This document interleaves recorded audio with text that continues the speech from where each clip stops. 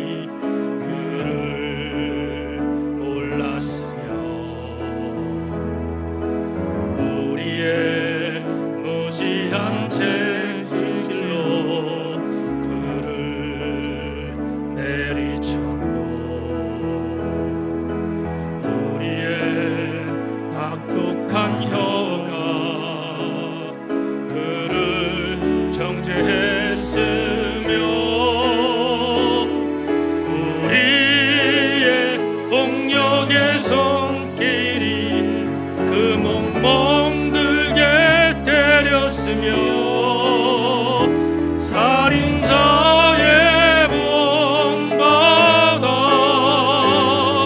우리는 그를 다시 한번 우리의 어두운 눈이 그를 미워했고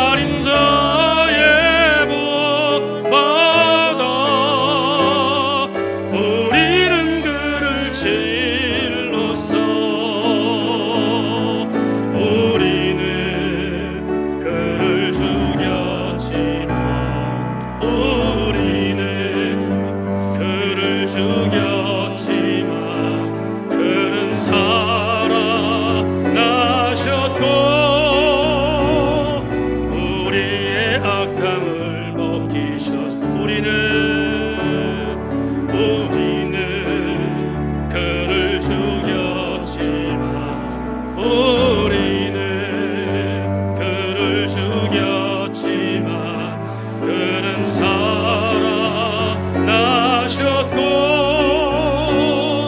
우리의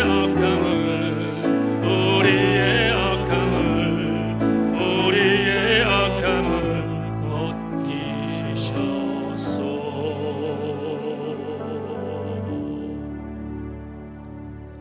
하나님, 이제 말씀을 듣겠습니다.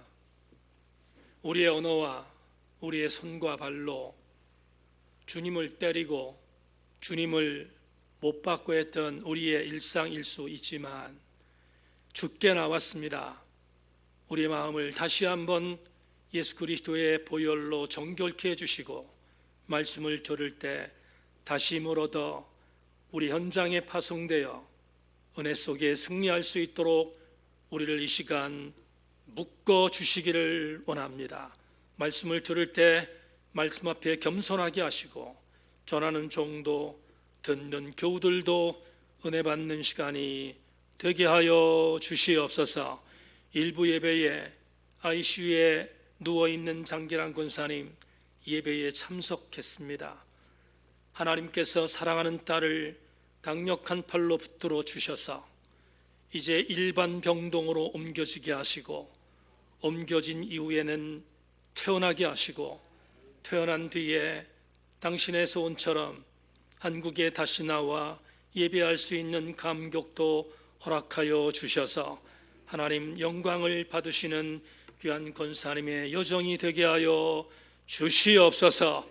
오늘도 말씀 속에 우리를 사랑으로 묶어주시기를 소망하며 우리를 죄에서 구원하신 예수 그리스도 이름으로 기도하옵나이다. 아멘.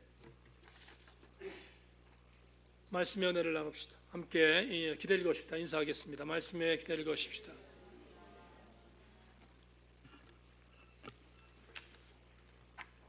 오늘 여러분과 함께 9월 마지막 주일 2부 예배에 나눌 말씀의 제목은 말씀 앞에 다시 서서, 이런 제목을 갖고 은혜의 말씀을 나누겠습니다.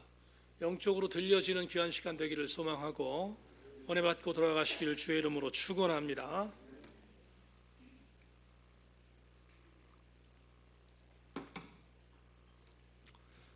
지난 수요일 오전에 권숙진 집사의 둘째 아들 양진이가 추석 인사차 소재를 방문했습니다.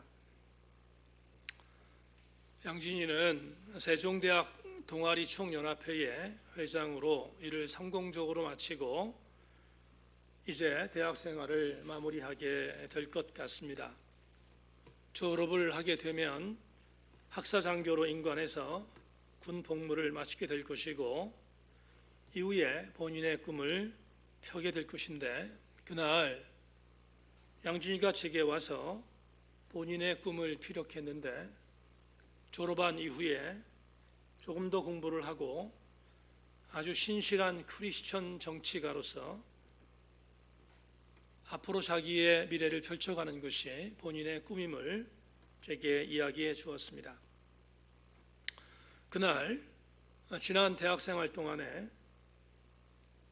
동아리의 총회장으로 일을 하면서 상당히 많은 사람들을 만났고 또 다양한 철학을 가진 사람들과 다양한 사고를 갖고 있는 무신론자들과도 함께 만나고, 이런 여러 인간 군으로 결집된 세종대학교 총동아리의 회장으로 사역을 하게 되었음을 피력했습니다. 그러던 오간 리더십이 키워지게 되었고, 리더십과 더불어 어떻게 사람을 섬겨야 되는지에 대한 팔로우십도 함께 경험하게 되었고, 이러한 일들을 고루 경험한 것을 토대로 하여 후에 정치적인 역량을 펼쳐서 신실한 크리스천 정치가로 발돋움하겠음을 저에게 토로해 주었습니다. 그렇게 대화를 하던 오간 양진이가 제게 조심스러운 질문을 던졌습니다. 아들이 던진 질문은 본인이 크리스천 리더로서 일반 대학에서 섬기는 동안 무신론자들과 세속주의자들과 심지어 교회를 반대하는 안티 크리스천들과 더불어 모든 일들을 해나가야 함에 있어서 그리스도인으로서 어떻게 삶을 살아야 되는가에 대한 부분이 고민스러워서 본인이 경험했던 것을 반추하면서 제게 아주 조심스럽게 이렇게 질문했습니다. 목사님은 말씀을 준비하실 때 설교의 내용에 대해서 얼마나 확신하면서 설교를 하고 계십니까? 그리고 준비된 말씀을 전하실 때 이 말은 내 말이 아니라 하나님 주신 말씀이라는 분명한 확신을 갖고 설교를 전하십니까? 라고 물었습니다.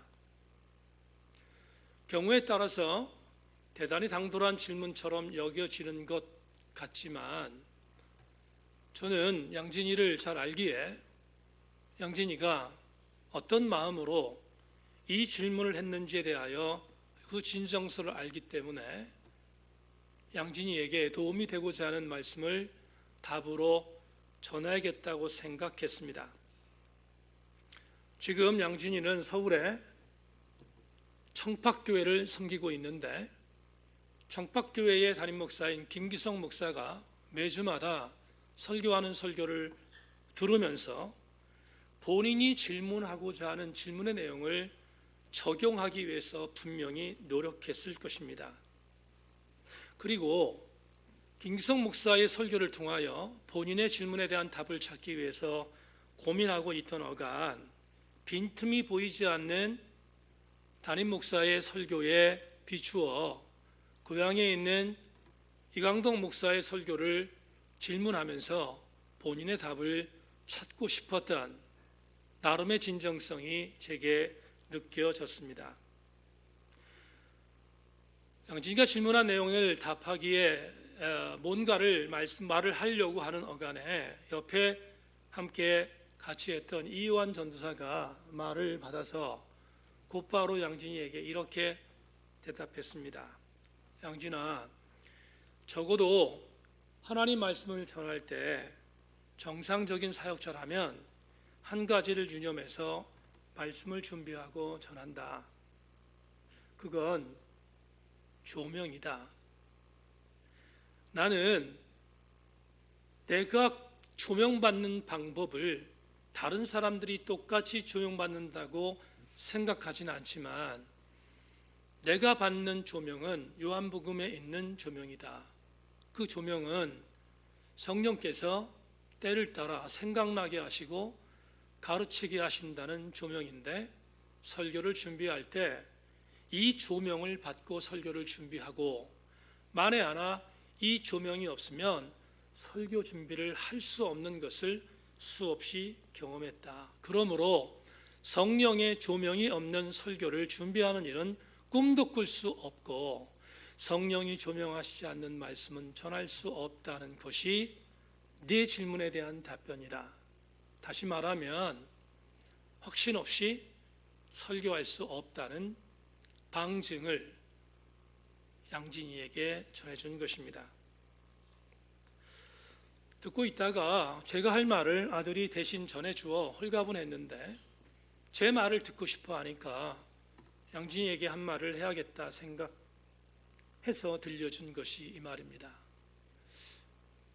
양진아, 적어도 정상적인 목사는 말씀을 준비하고 전하기에 앞서서 먼저 행하는 것이 있다. 그건 말씀을 듣는 거다. 여러분, 제가 오늘 6페이지의 원고를 작성했습니다. 이 원고를 작성하기에 앞서서 여러분과 함께 나눌 본문 텍스트 느헤미야 8장을 계속 읽고 그리고 이 말씀을 통하여 주시는 성령의 말씀을 듣는 것이 먼저입니다. 들어야 전할 수 있기 때문입니다. 여러분들이 혹여나 목회자는 말씀을 전하는 것에 목숨을 건다고 생각할지 모르겠지만 착각입니다. 목사는 말씀을 전하기에 앞서서 듣는 것에 목숨을 겁니다. 들어야 조명받고 전할 수 있기 때문입니다. 인도의 캘커타에 있는 빈민굴에서 전 인생을 바쳐 섬겼던 마더 테레사에게 그의 이름이 조금씩 알려지자 유명한 신문사의 기자가 찾아와서 그녀에게 이렇게 물었답니다. 그 기자는 무신론적 사상을 갖고 있기 때문에 한번 테스팅해보기 위한 질문일 수도 있는데 테레사 수녀에게 이렇게 질문했습니다. 수녀님이 하나님께 기도하면 하나님은 뭐라고 말씀하십니까? 그러자 테레사 수녀가 기가 막힌 영성을 갖고 이렇게 기자에게 말했습니다. 기자님, 하나님은 말씀하시기 전에 먼저 듣습니다.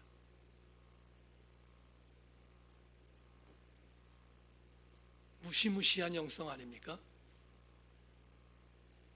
하나님도 듣고 계시는데 어떻게 목사가 듣지 않고 설교할 수 있고 어떻게 성도가 듣지 않고 신앙생활할 수 있겠습니까? 듣는 것은 조명이고 듣는 것은 신앙생활의 무기입니다. 다음 주부터 약 2개월 보름간의 제목 설교를 마치고 여러분에게 약속한 것처럼 히브리서 강해를 다시 시작할 것입니다. 저는 2개월 보름 전부터 히브리서에 대한 연구를 철저히 했습니다. 수없이 읽었고 수없이 참고했던 도서들을 읽으며 다음 주부터 시작될 히브리서 강해를 준비해 왔습니다. 그런데 다음 주부터 말씀을 드리겠지만 이 세상에 연정하는 가장 긴 설교가 히브리서라고 말을 하는데 히브리서 연구를 하기 위하여 2개월 보름 동안 했던 것이 있습니다. 그건 히브리서를 통하여 주께서 우리 세인교회에 무엇을 말씀하고 싶은가를 듣는 것이었습니다.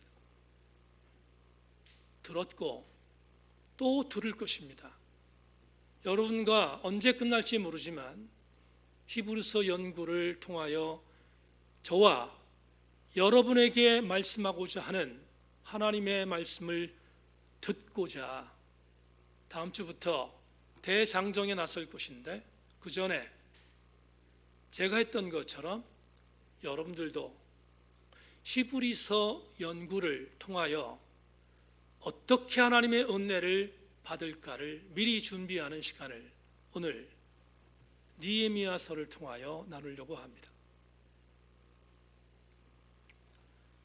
에스라라는 학자 겸 제사장은 주전 458년에 꿈에도 그리던 고국으로 돌아왔습니다. 그리고 에스라는 돌아와서 이미 516년에 세워진 제2성전 수룹바벨 성전을 재건해 놓은 뒤 이모저모의 영육간의 나약함을 경험하고 있었던 이스라엘 신앙 공동체에게 제2성전에 대한 신학적 기초와 의미가 무엇인가를 강력하게 가르쳐주는 제2성전 신학의 아름다운 혁혁한 공을 세웠던 주인공이 에스라입니다.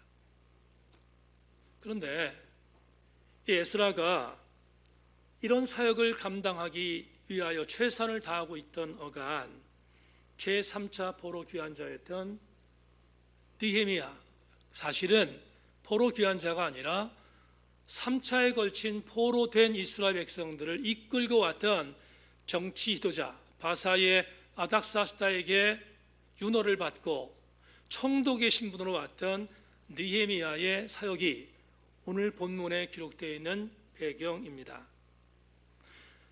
일반적으로 학자들은 에스라가 주전 458년에 예루살렘으로 돌아왔고 그보다 12년 뒤인 주전 445년에 느헤미야가 돌아왔다는 것을 전제할 때 이 두 사람은 12년의 갭이 있긴 하지만 같이 동역했음을 인정해야 합니다. 다만 에스라는 제2성전 수룹바벨 성전에 대한 신학적 기초를 세웠고 12년 뒤에 왔던 느헤미야는 덩그러니 함께 남아 있었던 제2성전 수룹바벨 성전이 외세 침입에 항거할 수 있는 방법이 없어서 제2성전을 보호하기 위한 성벽을 재건했는데 그 성벽 재건의 1등 공신이 바로 정치 지도자이자 유대인이었던 느헤미야였습니다. 이걸 전제할 때 우리 오늘 본문을 해석할 수 있습니다. 느헤미야는 주전 445년 3월 내지 4월경에 자기의 주군이었던 아닥사스타에게 내가 내 고국으로 가고 싶습니다 라고 요청했습니다. 그러자 아닥사스타가 드라마틱하게 느헤미야의 청을 받고 파송합니다. 그래서 그해 엘루월 10월 달에 예루살렘에 도착한 느헤미야는 정말 하나님의 은혜로 10월 달에 예루살렘 성벽을 재건하는데 성공합니다. 3월, 4월 정도의 윤허를 받고 돌아온 느헤미야가 10월 달에 성벽을 재건했다는 것은 엄청난 일이 아닙니까? 느헤미야 6장 15절을 보면 성벽 재건하는 데 들어간 기일이 불과 52일이었다고 보고하는 것을 보면 얼만큼 느헤미야가 리더십을 갖고 성벽 재건에 박차를 가했는지 우리는 충분히 이해할 수 있습니다. 그렇게 성벽 재건에 승리한 느헤미야는 마지막으로 남은 사역이 이 성벽을 하나님께 봉헌하는 일이었습니다. 오늘 본문은 느헤미야 8장입니다. 성벽 봉헌은 느헤미야 11장, 12장, 13장에 기록되어 있습니다. 그러면 그 중간에 시기에 무슨 일을 했는지를 오늘 본문이 우리에게 알려줍니다. 오늘 본문 느헤미야 8장은 52일 만에 수많은 우여곡절을 이기고 산발라, 도비야, 게셈이라는 대적자들을 물리치고 성벽 재건에 승리한 이유입니다. 그런데 여러분, 큰 일을 성공한 뒤에 항상 오는 심리학적인 박탈감을 우린 부흥 후의 고갈이라는 단어를 씁니다. 부흥 후의 고갈을 경험합니다. 누가? 이스라엘 신앙 공동체가. 분명히 성벽 재건을 완성했는데 그것도 하나님의 은혜 안에서 느헤미야의 철저한 리더십에 따라서 성벽 재건을 승리했는데 부흥 후에 영적인 고갈이 온 것입니다.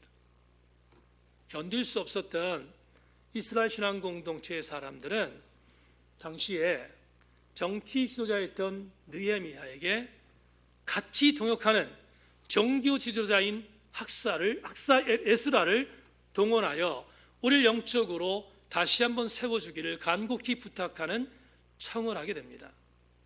이스라엘 신앙 공동체 사람들이 에스라와 그리고 느헤미야를 독려해서 우리에게 영적인 승리를 다시 얻도록 만드는 요청을 했다는 사실은 정말 대단한 감동이 아닐 수 없습니다. 왜 그렇습니까? 이런 이유예요. 우리 새인교회 성도들이 영적으로 많이 힘들어요. 그래서 영적으로 힘들 때 제게 이렇게 부탁한 것입니다. 목사님, 우리가 영적으로 많이 힘드니까 부흥회를 한번 여십시다. 부흥회를 열어서 다시 한번 우리 영적인 상태가 일어나도록 목사님 어떻게 해주십시오 라고 부탁한 것이기 때문입니다. 이 이야기를 들었던 느헤미야는 너무 좋았을 것입니다. 왜냐하면 느헤미야 속에 영적인 고갈은 본인에게도 느껴지는 일이었기 때문입니다. 그래서 이스라엘 공동체가 부탁하는 부탁을 받고 학사 겸 제사장이었던 에스라를 찾아갑니다. 느헤미야는 에스라에게 이렇게 말합니다. 학사님, 아시는 것처럼 성벽 재건을 완성했습니다. 그리고 봉헌을 앞두고 있습니다. 근데 당신의 백성들이 힘들어합니다. 영적으로 지쳐 있습니다. 저들이 율법 책을 읽어달라고 하는데 한번 기회를 가지시면 어떻겠습니까? 요청합니다. 그러자 학사 에스라는 하나님께 감사하는 마음으로 율법 책을 갖고 이스라엘 백성들에게 갑니다. 오늘 본문은 이것을 전제하여 시작되는 것이 느헤미야 8장입니다. 본문을 보시면 본문 1절부터 말씀을 잠깐만 여러분들에게 부연한다면 수문합 책을 찾아봤는데 어딘지 몰라요. 수문합이라는 말을 영어로 말하면 워터게이트예요. 다시 말하면 물이 있는 곳에 문이 있는 장소입니다. 근데 학자들은 이곳이 어딘지를 자세히 알 수 없다고 말합니다. 여하튼 수문 앞에 이스라엘 백성들이 모이기 시작했습니다. 얼마큼 언제 모였는가? 성경은 분명히 말합니다. 새벽부터 정오까지 모였다고 말합니다. 율법을 알아들을 만한 모든 남자와 모든 여자들이, 다시 말하면 아마도 장년들일 것입니다. 빼놓지 않고 모두가 수문합 광장에 모였음을 보고합니다. 모여있는 수문합 광장으로 에스라와 오늘 본문에 기록되어 있는 여러 이름의 지도자들, 레위 지파 사람들의 이름입니다. 그들이 함께 갑니다. 그리고 동석한 것은 말할 것도 없이 느헤미야입니다. 그리고 정오가 지난 뒤에 에스라가 집회를 시작합니다. 여러분 주목할 구절 하나를 소개하겠습니다. 4절을 보겠습니다. 오늘 본문 4절에 이렇게 말하고 있죠. 그때 학사 에스라가 특별히 지은 나무 강단에 서고 그의 곁 오른쪽에 선 자는 맏디다와 스마와 아나야와 우리야와 hil기야와 마아세야요, 그의 왼쪽에 선 자는 부다야와 미사엘과 말기야와 하숨과 하스바다다와 스가랴와 무술람이라. 여러분 저를 보세요. 수문학 광장에 갔습니다. 갔던 에스라는 레위 지파의 사람들을 대동하고 갔습니다. 그런데 4절에서 정말 의미 있는 단어가 하나 나옵니다. 그는 모세 오경으로 추측되어지는 율법책을 들었습니다. 율법책을 읽어달라고 했으니까 그 율법책을 들었습니다. 들고 4절에 이렇게 말합니다. 그는 수많은 사람들이 모여 있었던 수문학 광장에 특별히 나무로 만든 강단 위에 섰다, 이렇게 말합니다. 나무로 선 강단 위에 섰다. 여러분 지금 제가 강단에 섰잖아요. 강단에 섰습니다. 나무에 섰습니다. 근데 이건 대단한 혁명이에요. 왜 그렇습니까? 이 수문학 광장에 모여 있었던 이들이 집회를 할 때 16년 동안 정말 가진 고생을 하며 세웠던 두 번째 성전이 이미 만들어져 있었잖아요. 그 성전 어떤 성전입니까? 그 유명한 수룹바벨 성전이에요. 그러면 우리의 상상으로는 율법책을 읽고 집회를 한다고 하면 당연히 어디로 가야 돼요? 성전으로 가야 되잖아요. 근데 성전으로 가지 않고 수문학 광장에 모인 거예요. 그리고 이미 제사장들이 제사를 하려면 성소와 지성소에서 동물들을 잡고 제사를 드리는 것이 그게 율법이지 않습니까? 하나도 나오지 않아요. 제사를 드리는다는 내용이 하나도 나오지 않아요. 동물을 죽여서 번제를 드렸다, 호막제를 드렸다, 하나도 나오지 않아요. 그럼 오늘 본문에 뭐가 나오는가? 본문에 이상한 일이 벌어졌습니다. 율법책을 들었던 에스라가 동물을 죽이는 제사를 드린 것이 아니라 나무 강단에 올라섰습니다. 나무 강단에 올라서서 두루마리, 책이라는 것은 두루마리에 그때는 두루마리 성전을 핀 것입니다. 이 얼마나 엄청난 혁명인지 아십니까? 제사가 사라졌어요. 그리고 오늘 우리가 하는 것처럼 말씀을 보기 시작한 것입니다.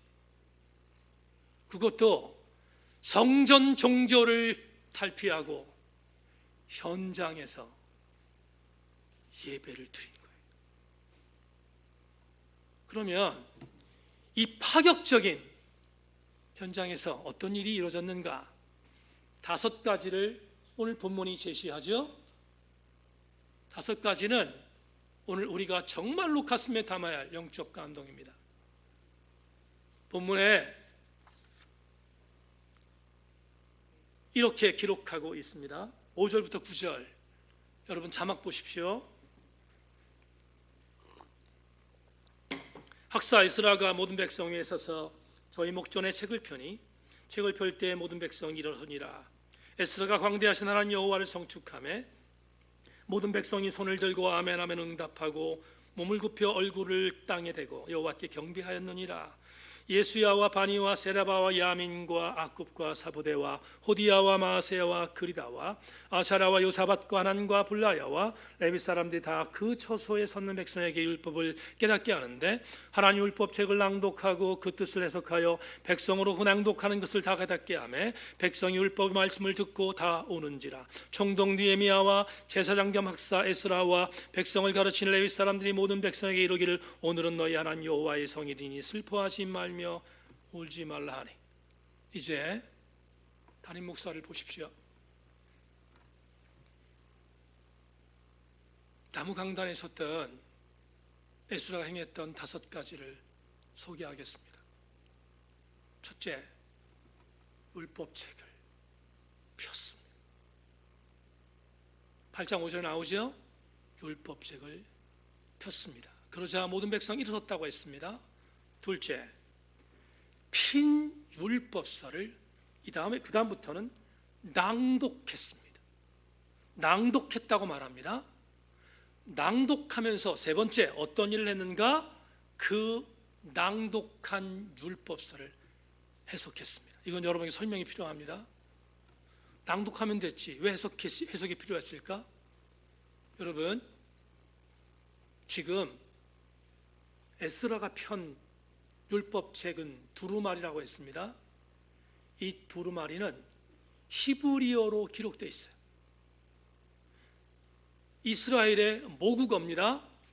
그런데 수문학 광장에 모여 있었던 포로에서 돌아왔던 사람들은 포로에서 끌려간 2세대들이거든요. 이 세대들은 거기에 언어를 썼지 히브리어 모국어를 몰랐어요. 그러면 그 당시 바사와 바벨론의 모국어는 뭔가? 아람어였어요. 아람어로 훈련받았고 자랐던 이스라엘 백성들이 히브리어를 알 리가 없습니다. 그래서 히브리어로 되어 있는 율법책을 학사 에스라가 읽으며 영어 성경을 보면 영어 성경에 그래서 영어 성경 특별히 NASB라는 영어 성경은 translate이라고 되어 있어요. 번역한 것입니다. 번역해 주지 않으면 말씀이 무슨 뜻인지를 모르니까 번역했습니다.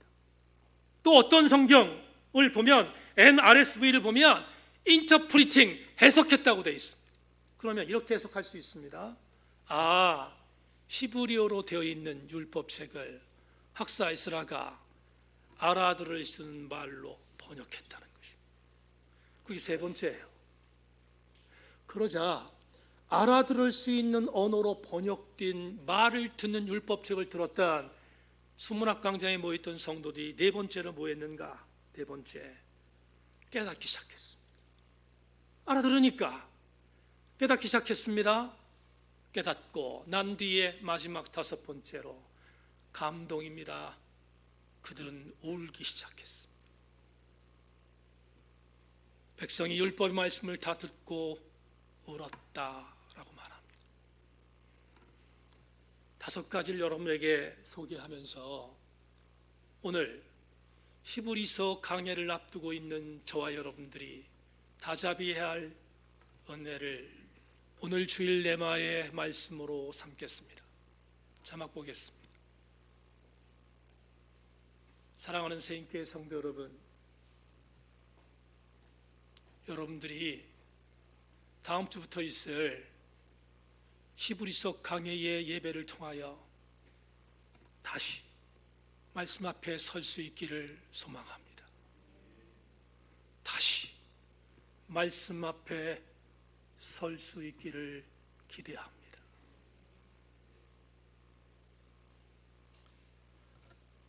설교를 준비하다가 이런 생각이 들었습니다. 왜 이것이 중요할까? 왜 이게 중요할까? 적어도 성도들이 죽었다 다시 살아나는 것은 성도들이 싸늘한 영적인 성장과 같은 삶을 살다가 다시 일어서는 것은 성도들이 현장에서 자빠지고 쓰러지고 넘어졌다가 다시 일어나는 것은 종교적인 쇼맨십을 통해 일어나는 것이 아니라 여러분들이 다시 살 수 있는 유일한 방법은 말씀을 펴서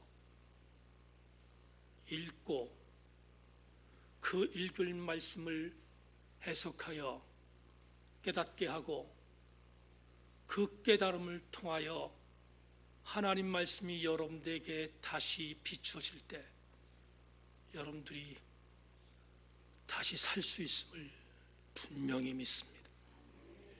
그러므로 우리는 다시 말씀 앞에 서야 하는 것입니다.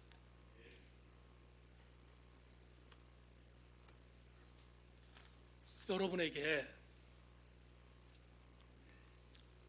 예언서에 있는 말씀과 계시록에 있는 말씀을 좀 접목해 보겠습니다.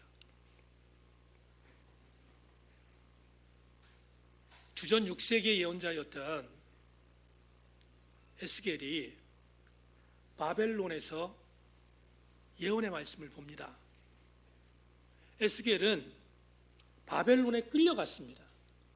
이스라엘 멸망을 당한 뒤에 바벨론의 포로로 끌려간 비참한 상태에 있었습니다.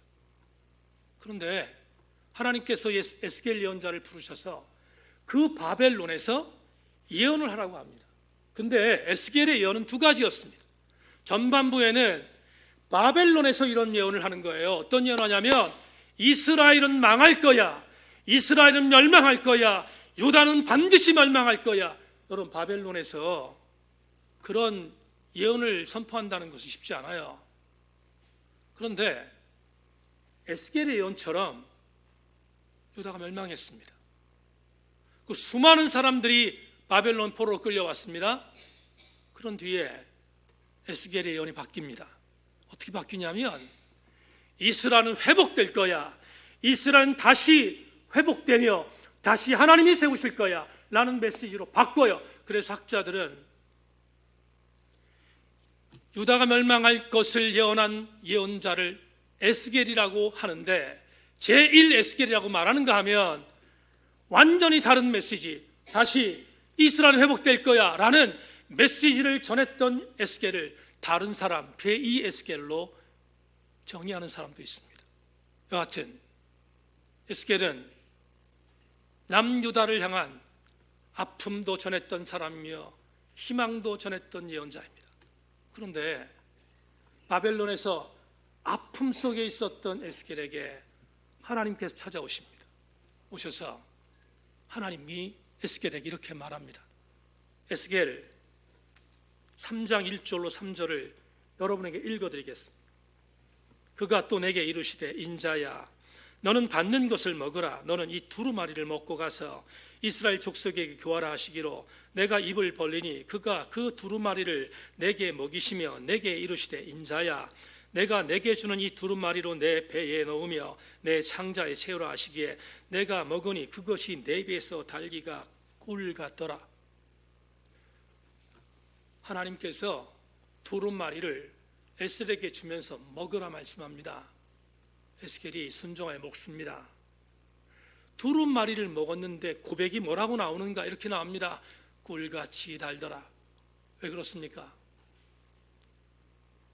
주전 6세기 예언자 에스겔은 하나님 말씀을 받고 희망의 메시지를 선포하지 않으면 안 되는 예언자였기에 이 말씀이 꿀같이 달았습니다. 그런데 에스겔이 죽은 지 약 700년이 지난 뒤 거의 비슷한 예언 하나가 또 다른 사람에게 임합니다. 그 사람은 예수 그리스도의 제자였던 사도 요한입니다. 사도 요한이 밤모섬에서 환상을 봅니다. 아시는 것처럼 그 환상을 적어 쓴 것이 요한계시록입니다. 마지막 날이 되면 하나님께서 어떻게 심판하실 것인가에 대한 감추어진 비밀의 메시지가 요한계시록이지 않습니까? 근데 요한계시록에서 하나님이 보낸 한 천사가 요한에게 두루마리를 줍니다. 요한계시록 10장 8절 10절에 이렇게 말합니다. 하늘에서 나서 내게 들리는 음성이 또 내게 말하여 가로되 내가 가서 바다와 땅을 밟고 섰는 천사의 손에 편호인 책을 가지라 하기로 내가 천사에게 나아가 작은 책을 달라 한즉 천사가 가로되 갖다 먹으라. 내 배에는 쓰나 내 입에는 꿀같이 달리라 하거늘 내가 천사의 손에서 작은 책을 갖다 먹어버리니 내 입에는 꿀같이 타나 먹은 후에는 내 배에서 쓰게 되더라. 여러분, 뭐가 차이가 있습니까? 주전 6세기 에스겔은 먹었던 두루마리의 맛이 꿀 같다고 했습니다. 그런데 700년 후 요한이 먹었던 두루마기는 입에는 달았지만 배에서는 쓰다고 말합니다. 무엇을 시사하시는지 설명하겠습니다. 주전 6세기는 희망의 시대였습니다. 다시 이스라엘이 회복되어야 하는 희망의 메시지를 전할 때였습니다. 그러나 사도 요한이 밤모섬에서 예언의 말씀을 받을 때는 마지막 날 시대말적인 하나님의 심판이 어떻게 임할까를 보여주는 것입니다. 그러기에 이 기가 막혔고 아팠던 예언의 말씀을 먹었던 사도 요한은 입에선 달았지만 썼다고 고백하고 있습니다. 어떻게 적용해야 될까? 사랑하는 세인교회 지체 여러분, 2021년 9월 마지막 주일 이 시간 우리가 살고 있는 시대에 하나님 말씀 앞에 다시 설 때 다시 서는 그 말씀은 때로는 나에게 달기도 하겠지만 지금은 마지막 때를 달려가는 시기기에 내 배에서 쓸 수밖에 없는 말씀이 선포될 수 있습니다. 그러면 취사 선택해서 안 됩니다. 하나님 말씀이 내게 쓰면 쓰는 대로 먹어 약이 되어야 되지 않겠습니까? 내가 다시 말씀 앞에 선다는 것은 좋은 말씀을 취사 선택하여 입에 단 것만 받아들이라는 말씀이 아니라 써도 그 쓴 것이 나에게 영적인 양식이 될 때 그 말씀을 받아 먹는 것이 말씀 앞에 다시 서는 것입니다. 말씀을 맺으면서 양진이 이야기로 돌아가겠습니다. 양진이가 그날 저에게 위로받고 싶었던 것 같습니다.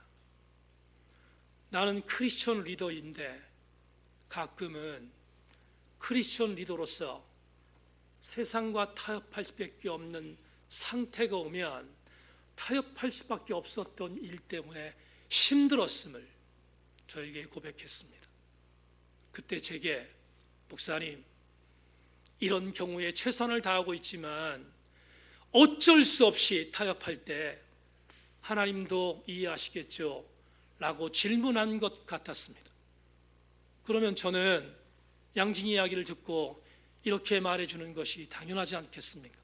양진아, 하나님도 내 마음을 아셔. 하나님도 너를 이해할 거야 라고 말해주는 것이 당연합니다. 그런데 그날 양진이에게 그렇게 말하지 않았습니다. 그 양진이에게 이렇게 말했습니다. 양진아, 크리스천 정치가 중에 롤 모델이 단 한 명도 없다고 했지? 맞다. 크리스천 정치가 중에 단 한 명의 롤 모델이 없다면 네가 롤 모델이 되어야 되지 않겠니? 그러려면 한 가지를 분명히 하자.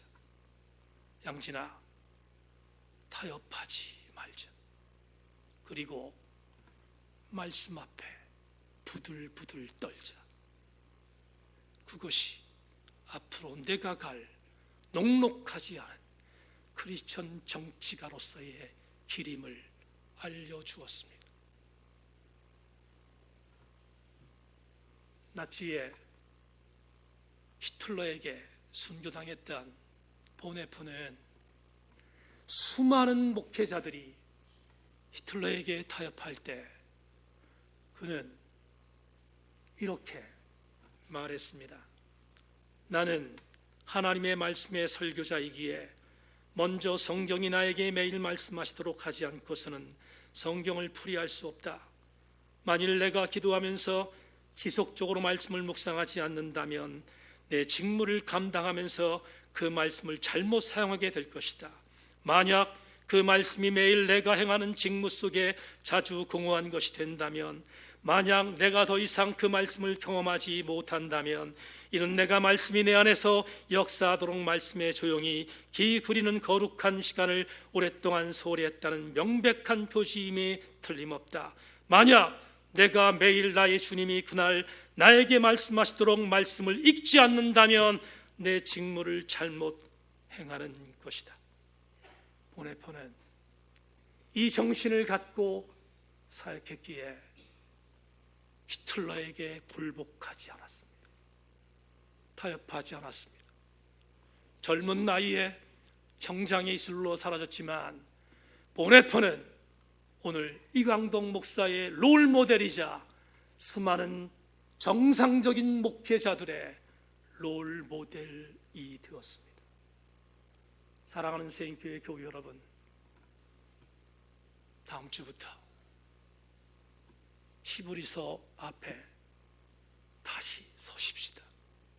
그리고 다시 서서 말씀에 비추어 말씀대로 살아가는 우리 새인교회 성도들 모두가 되기를 주님의 이름으로 소망합니다.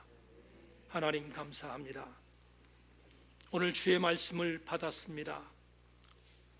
다시 말씀 앞에 섰던 이스라엘 신앙 공동체가 승리했던 것처럼 우리도 승리하게 하여 주시옵소서. 히브리서 강해를 선포할 때 종이 말씀을 펴서 그 말씀을 읽으며 해석하고 번역하고 성도들에게 선포할 것입니다. 선포된 말씀으로 깨닫게 하시고 이종도 울고 성도들도 울게 하셔서 하나님의 은혜 안에 침잠하는 우리 모든 성도들 되게 하여 주시옵소서. 주의 일하심을 기대하며 예수 그리스도의 이름으로 간절히 기도 올리옵나이다. 아멘.